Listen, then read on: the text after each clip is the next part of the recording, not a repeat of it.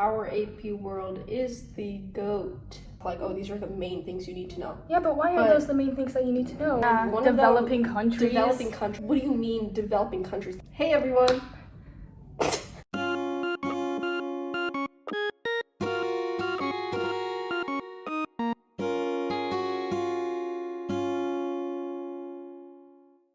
Hi guys, welcome back to Bonafide. This is episode 1. Thank you guys for all the support that we got on the first video. We appreciate everyone who's out here willing to watch our podcast. And yeah, thank you so much. It actually means so much that you guys actually want to hear us talk about whatever we talk about. Yes, thank you. So much love. Okay, so now... how have you been this past week, Simone? Let's just catch up. How have things been? Well, May hit kind of hard. Yeah, guys, it's officially May. We're literally almost... It's AP season. It's AP season. It's AP season. We both have AP World exams coming up, and she's also taking AP Pre-Calc because she's a little smarty. Don't take AP Pre-Calc. Whoa. It's not worth it. Why is it not worth it? I mean, it's a high school class. Why would you take an AP for a high school class? It's not getting you anywhere. Why do you think that? Because colleges won't take the credit. For AP Pre-Calc? Oh, no. Just for AP Pre-Calc, right? Yeah, for AP Pre-Calc because AP Pre-Calc is a high school class. Oh, if you start high school with Algebra 1, which is right after 8th grade math, that's what typically you're supposed to take in 9th grade. Yeah. And then once you get to senior year, you'll take Pre-Calc. And then you'll go to college and you'll take Calc and Stats or whatever that you'll take in college. Oh, okay. Typically, but it's not a college course, which is why you don't get any credit. I know, it can be confusing because so many people are at different math levels. So, but yeah, Pre-Calc is a high school class. Yeah. I'm sorry though. How do you feel about it though, the test in general? The content. I honestly, the content is fine. I understand it well enough. I don't expect to do, I'm not gonna pressure myself to do well on the test. Wait, do you know how they split up math APs? Do you guys have units, right?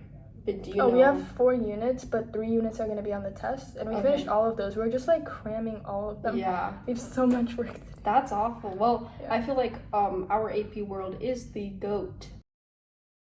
Our AP world is the GOAT. So shout out to him. Our AP world is the GOAT. Teacher. Our AP world teacher is the GOAT. So I feel pretty prepared. We were both studying a lot this past weekend. We actually, as of recording this, we have 4 days left until the AP exam. So how are you feeling about AP World? I think better than I was last week. I've crammed a lot of the units. I'm almost done. I'm on unit 8 out of 9. Yes. So I think, I'm still kind of reviewing the world wars, but actually, I was talking to you about this earlier, but rediscovering some of the units and the content kind of reminded me of why we started this podcast in the first place. Oh yeah. I was watching Highschool yesterday, and then he said something that was... Why do I always do that? Oh my god. I did the same thing when we were talking about Bonafide. No, I would start walking and you say, yes, go walk. Alright, buddy. Anyways, I was watching Highschool's history, and don't get me wrong, Highschool is the GOAT. He's the best AP study tool for any of the AP histories that you'll take. But the amount of generalization that goes into these units are kind of... I feel like the justification for that is you only have such a short time to know all these stuff, so he's trying to tick off oh, these are the main things you need to know. Yeah, but why are those the main things that you need to know? Why is the stuff that's so important and valued more very Eurocentric? That's the questions we want to ask on this podcast. So basically what the video was talking about, it was Unit 7, and talking about how fascist states were increasing their power, their militaristic imperialism and stuff like that. And he was talking about Mussolini in Italy. Basically he said, Italy conquered Ethiopia and that established imperialism in Africa. Moving on to Germany. Yeah. Wait, yes they did, and I'll be honest, there was temporary occupation. Okay. In Ethiopia, but it was 5 years. And if you're gonna mention Ethiopian colonization, colonization in Ethiopia, then why would you mention the part where it actually worked instead of talking about the resistance. Because if you go back to Unit 6, it talks about all the resistance like fights that happened in Africa, like Yasantewa, the Zulu Kingdom, the cattle killing movement in South Africa. Like, what about Ethiopian resistance? The first time Italy tried to conquer it, that time, that was the only difference between the Ethiopian one and the other ones were that Ethiopia succeeded. The main theme of Unit 6 is that all resistance to industrialized states fails. And I don't know, I don't agree with that message that it was sending to people. Could you provide a little bit more context on the Italian occupation in Italy, like after Is this a Mussolini? podcast or an interview? No. Just I want a little bit more context for myself. Oh, okay. Is it like all the why is it history of not it? considered colonization? They call it an occupation, and it was like 5 years. And I don't remember. What I read is- a okay. history book on it, but I feel like it was Ethiopia just governed the way they normally did, and there was like soldiers and more than like actual government. imperialism. Like Yeah.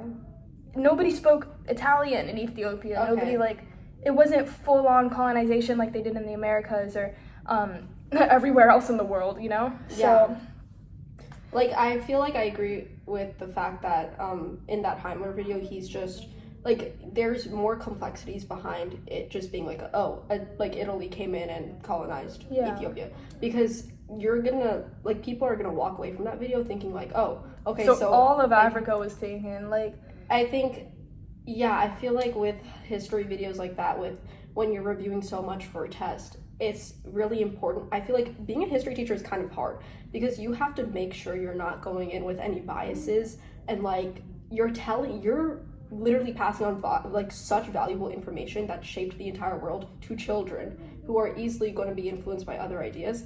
So it's like that generalization of like colonialism in Africa is really disappointing for nations like Ethiopia that actually successfully did fight back against those powers. it's not even just Ethiopia. Like, it's a message to everyone that European states aren't invincible, you know? Yeah. Like, you can fight back. There are like circumstances where the Europeans did fail. Yeah. No, but the only mention of when resistance succeeded was after World War II when European states were weakened. And, and it was very highlighted on the top of every chapter's, because of the weaknesses that these states went through, like countries around the world were able to stand up and gain their freedom.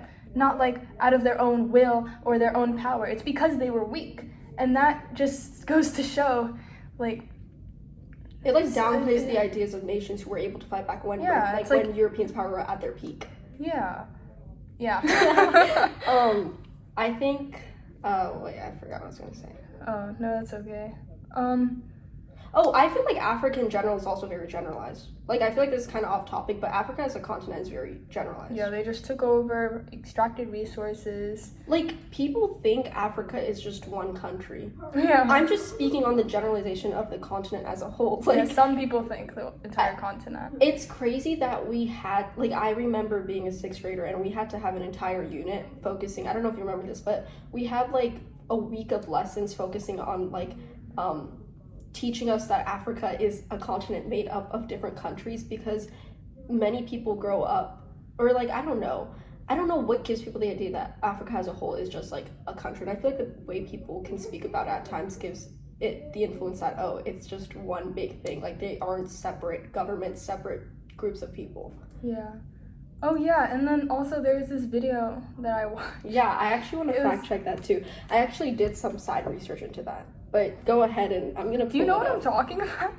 Is it the map? Yes, the it's a map map you sent actually. me. Oh my gosh, same wavelength. Yeah. Yeah. So basically, the European map of not the European map, but the map of the world where Europe's in the center, it shows Africa as like a lot smaller than it actually is, and in it looks as if it's the same size as America, for example. But really, Africa can hold like 3 Americas inside.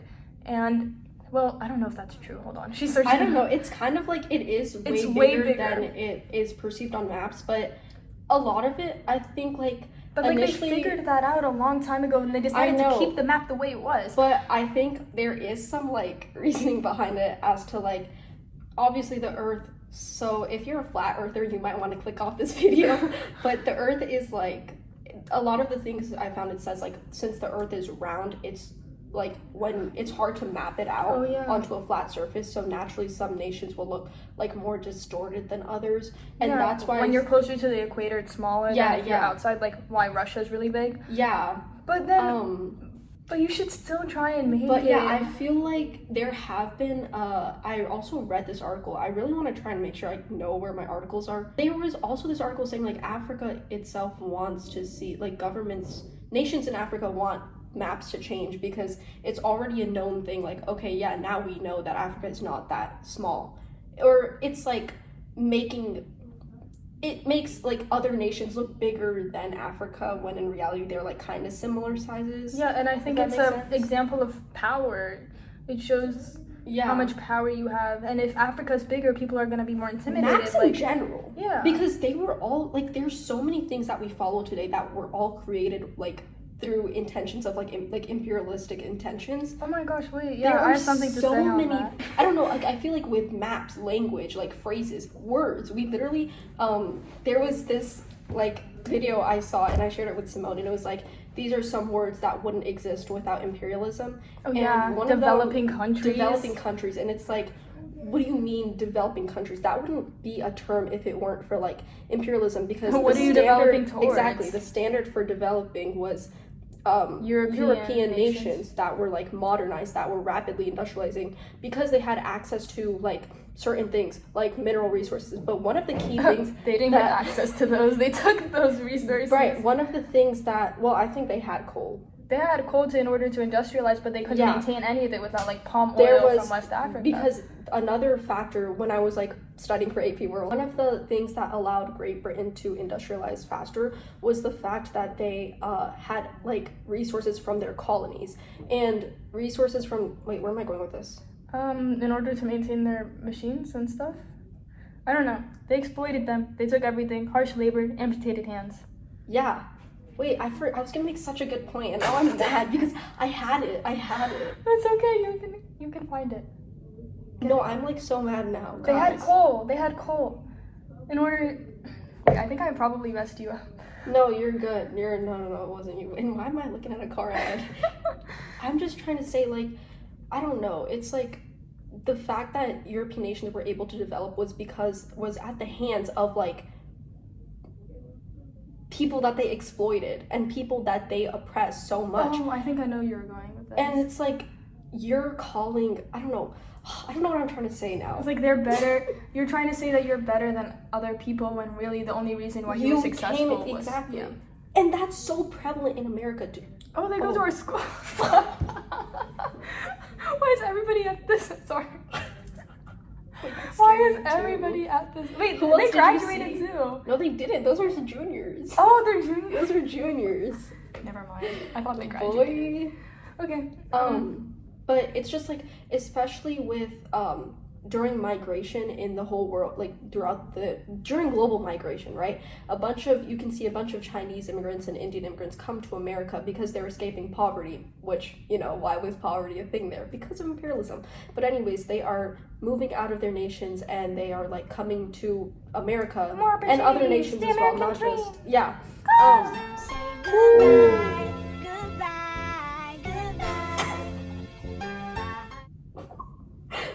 Shall I continue? Alright, I'll give you a moment to reflect. I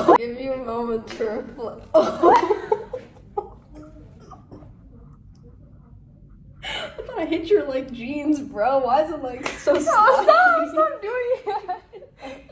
I'm sorry. I'm sorry. Did that make you uncomfortable? No. I'm so sorry.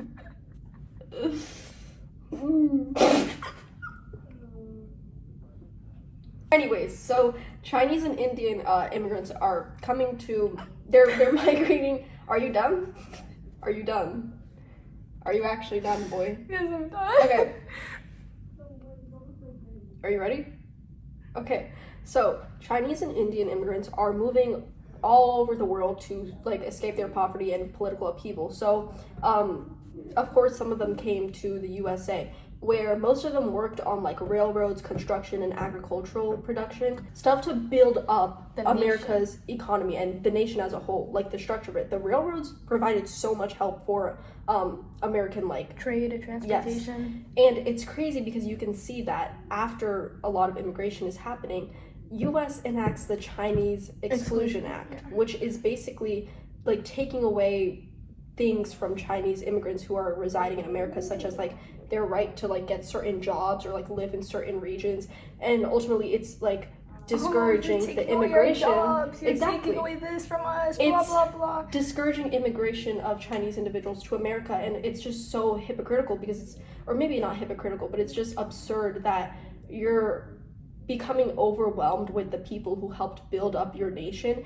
And that's just a prevalent pattern with like America in general. It's just like we can see today that history is, I don't know if you're like the Mark Twain saying, like history doesn't repeat, it rhymes, but it's kind of like that. We can see obviously with the political situation in America today, we like the leader is seeking to kick out those who have helped build up this nation on their backs. Like they worked hard for this. They literally had to come here because other imperial nations ruined their own country.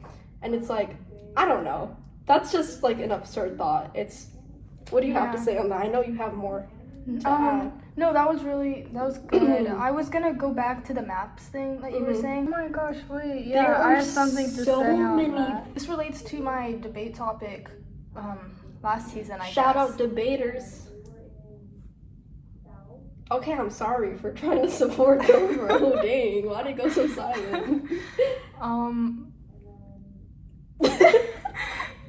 My topic, okay. And the topic was Arctic exploration and development, and I connected like exploration to mapping and cartographers, and basically the entire motivation for going out and discovering new places is in order to make sense of it so you can conquer it, right? Like, you're not going to invade some place that you don't know, right? So, and you can see this when, do you know the De Beers mining company in South Africa? I'm like kind of aware of it. Yeah, so in that area during the same time period, I think it was British, but European in general, cartographers and like miners would come down and like draw a map of Africa. And essentially the critique was, you're mapping a place to make sense of it and you're defining it in a way that's like, oh, so foreign, and then the people inside are savage, and once you've created this image of them, you justify your conquest of them. Yeah. So that's like the mapping thing that I had to say. No, I agree. Like, I just think that from the very beginning of time, we've seen that a lot of what we know today just comes from Europeans' perception of the entire world. Like, I feel like also people think when they think of countries that are like less developed, I don't want to use that though because I just criticized. Yeah. Well, what's like, another word for it? Of impoverished nations. Because there are nations who are like more impoverished than others. Is that a bad term to use? No. Wait, you know when people think of, I don't know, usually it's Africa. Whenever someone's like think of Africa, they think of like deserts and stuff. Yeah, and I've like seen like videos of and that. They don't think of like a modern country or like a country that looks like, I don't know, Europe. America or Europe. And I feel like it's because of how Europeans have perceive them as like foreign. Exactly. They've molded people's perception of it from the very beginning of time. And I don't know, it's just like everything is so Eurocentric when you really think about it. It all roots back to that. It's like, it's in everything. It's like people don't realize it right away, but it's kind of in everything that you do. There's like beauty standards too. It even goes so far as to that. Yeah, like looking lighter. Yeah, like, and then like the idea of colorism and like just racism also in general. And like what is considered like a good education. Guys, we're gonna be talking about this book called Babel, and right now I'm not actually, I just wanted to bring up a point that I read from Babel. Did you even finish the book? No, I'm halfway, kind of. Okay, guys, Babel is by, do you want to give a little bit like should we talk about it all right now? Because I feel like we could have another episode about it. I think it relates. We can like brief it. Okay, I'm just gonna like just say the part that you want. So there's this book called Babel by R.F. Kuang. Correct me if I'm wrong. That's how I would say it. She is like such an amazing and super cool person, and Simone put me on. I forced her to But read the it's book. actually She's like, I don't want good to read. read the book. No, I read one page. Guys, Blah, blah, it blah. is really good. I just need to sit down and actually finish. I'm not the best reader, but I remember Yeah, we reading. know. Okay. Sorry. Hey. Okay, don't stop my Okay, but in this, there's like this part of the book where there's this kid. He's from India. I forget his name. Rami or Rami. I don't know. Rami. Oh, the accent. Rami. So Sorry. I'll say Rami because Okay. I feel like that's how I read it at first. And then there's the girl who's French, I think. No, Victoria. I don't know. or if it's Layla. Letitia. That's the Letitia. white girl. Yeah, Letitia. So basically, they're Rami and Letitia are like notable. Like they're kind of, their relationship is like they kind of go back and forth a lot in the beginning. They fight a lot. They fight a lot over the justification of like British imperialism in India. And Rami is trying to point out like it was very obviously negative for them, but Letitia is trying to, I feel like she takes the side of like, oh, the British kind of helped you guys. Yeah, it would have been better off. Like, they would be better off with them. Exactly. Like, I don't remember this. I feel like it was from the very beginning, and I might be wrong. I'm sorry if I am, but this is what I remember. It's like, oh, the British kind of helped you guys. And then she points out, she's like, if you are so against the British, then why are you at Oxford right now, like having a European education? That's like immigration. Yeah. That's like saying, oh, never mind. I don't know how to say I it. feel like you were gonna make a really good point. No, I it's can the sense same. it. It's the same thing that you. I can sense sense it. It's the same you. thing that you were saying. Like, oh, they leave because their nations are like not really good, and then they go to America for better opportunities, and then Yeah. they're kicked out. And then like, yeah. like, why are you here if you hate us so much? You're the reason why I came here. It's like, just- it's not a choice. For Yeah. one of the other kids, his name is Robin, and his like entire family died, and then this guy comes in, as in like this white guy who works at Oxford. I'm not spoiling anything beyond that. He goes, oh, come to Oxford and like get an education. This is such a better future than what you would have right now. But you're the reason, like he was the reason why he was in that position. It and he takes was place forced during the to ask, Opium Wars, like, so yeah. yeah, That's a like, little bit of context to that. yeah, China was suffering, people were addicted, and then, I don't know, his parents died for some reason, I forgot. But Probably from like addiction, I don't know. no, like something happened and he was like laying down. That was the first scene. Yeah, that was. Everybody died suddenly, and then later on you realize that he was there for 2 weeks, the guy who went to save him, and he was like, he could have done something to save his mom, but he didn't because like he wanted them to die, so Yeah. he would be forced I didn't to know this accept part. that. It just goes to show that how it's not really a choice, and you're forced Yeah. into this position. Like, there's so much discrimination towards minorities and people of color when nations that like discriminate against them can't survive without them. Like, they're so crucial to Oxford. Yeah. Why would he go to such lengths to get them there? Because he powers the silver that powers the country, that Yes. makes it so powerful. Okay, they might have lost you here because it's kind of intertwined to the plot of like the silver thing. Oh yeah. But essentially, the message is just he that makes them rich. That's the point. Yeah, and it's just like highlighting how like Europeans kind of went in and made like a lot of nations have a reliant relationship with them, and that's prevalent from like things such as monoculture. I don't know how to say it, but it's in everything. It's even in the food that you grow. Like I just said, nations like became export economies for imperialist nations, and it forced them, like they were That forced them into economic dependency. Yes, economic dependency, but like also they were forced to grow certain crops because they became export economies, and the fact that they had to grow certain things, it like took away the diversity of their like the fertility of their soil, and That's why they're economically dependent, because if like the country doesn't want their crops anymore, then they can't grow anything themselves because their Exactly. soil has been trained to grow a certain food a certain way. And it's still prevalent today. Like these nations are still struggling because they can't really diversify their soil, so they have to instead purchase food from like other nations, and it's just like I feel like imperialism has just screwed over so many nations so badly, and nations had so much potential before that. Like I feel like things could have been so much better like in this day and age. Like I feel like obviously there would be that's a so given. much more diversity in terms of culture. I think a lot of them have become westernified, but I feel like that's That's also the whole because of world, yeah. globalization, but I agree. also because of imperialism. Exactly, in a because sense. the Western world has always been perceived as like the dominant thing, the best. Yeah, because of imperialization, and then also like building all these Western style buildings and stuff. Like what if there were more in China, how they have China and Japan and I think Korea, like that. I don't know, I really like the way they build their houses. Yeah. Like the one I don't know what you're talking about. The curvy, never mind, bro. I'm like sorry. their shrines or something. And there was something I was learning in Chinese class, the way they would have houses. It looked like manorialism, if you remember from unit 1 or 2. I do. It's like, it's really big, and then you have one house in the front, one house in the back, and left and right. And these places were in putongs, which are like near alleyways and stuff. And basically a lot of people would live in that house, and it's like very traditional. Yeah. But then you go to urban side city places and you see huge, tall apartment complexes, and everything is just so bland. Like there's no more culture, there's no more color, and I don't know. It makes me feel sad. It just goes back to the whole thing about like developing nations, and it's like there's a certain standard for what a developed nation looks like, or like modernization of it, and it's often you can see like in Bangladesh it is very impoverished, and it's like a lot of where my parents are from, it's like the countryside and it's very rural, but the most like developed part of Bangladesh is the capital, which is Dhaka.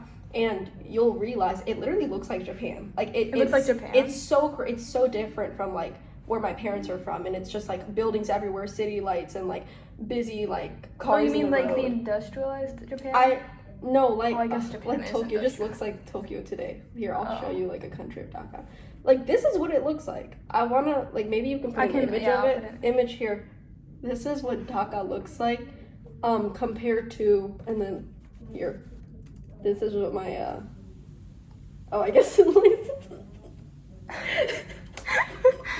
no, this is like the city place, but like no, like no, it's here, the okay, same, this is what Chittagong looks like.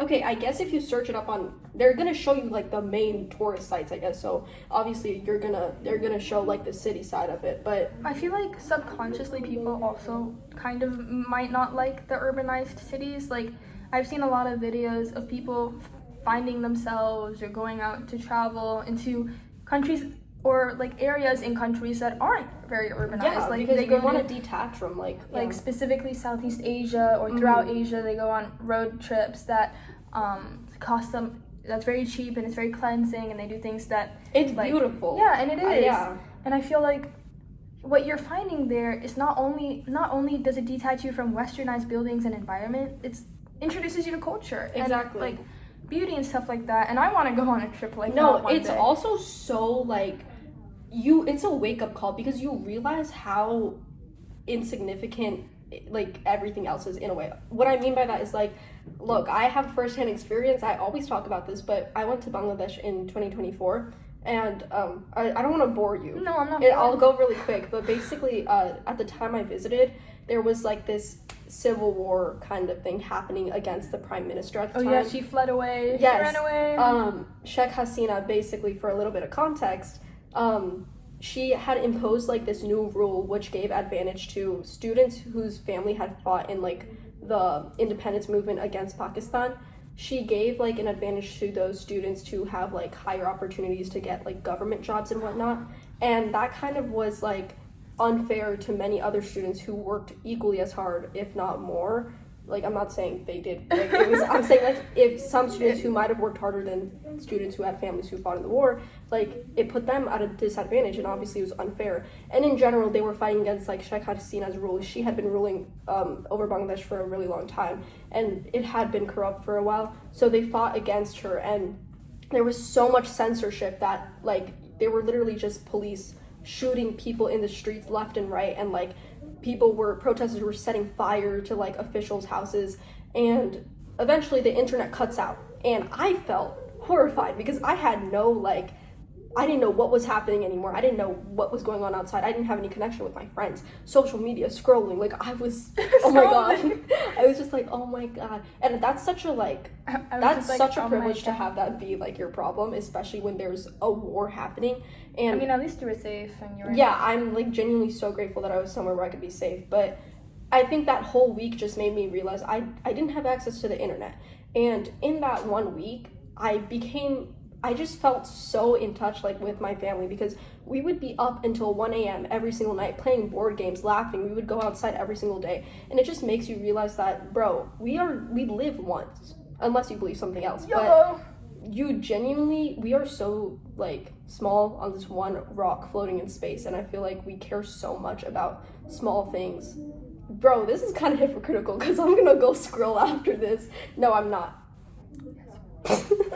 But anyways, I just feel like I wish the world was kind of like, I just like, I think it's important to detach yourself from the crazy world sometimes and like have a little bit cleanse. No, like take a break sometimes is important. Yes, like that's don't be important, over-dependent. But I think in that it's still important to be like aware of what's happening in the world. Of course, yeah. And recognize your privilege to be able to do that. Hey guys, we hope that you enjoyed this episode for today. I hope that you walked away with like a valuable message. Yeah, and thank you for watching. Yes. I hope we expanded your minds a little bit, and try and question everything. Do not settle for what you have. You need to question everything. yeah, thank you for watching, guys. Thank you for watching. Bye. Like and subscribe, and be sure to go follow our Instagram. Are you done?